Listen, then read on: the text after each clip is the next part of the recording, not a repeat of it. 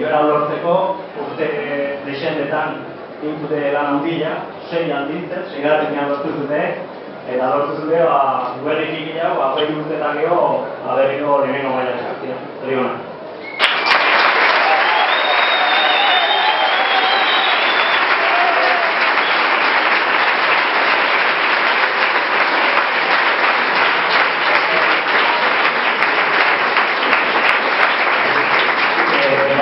Zorion du berda, nik uste kirol elkartiai, Oiartzungo kirol elkartiai, iten du lan agatikan eta gaurko kasuan berezio emakumezkoen jugoan gatik iten du nahi, aintzindari dira, Oiartzun emakumezkoen futbolian, sortzailetako batzuk dira, hemen dugu Iñaki Artola, emakumean taldeko sortzailea, eta baita nola ezin dugu batzu kargaleku ona, Utetan gure lehendakari izan dena eta emakumean jurnagatik kristolan entzun pertsona.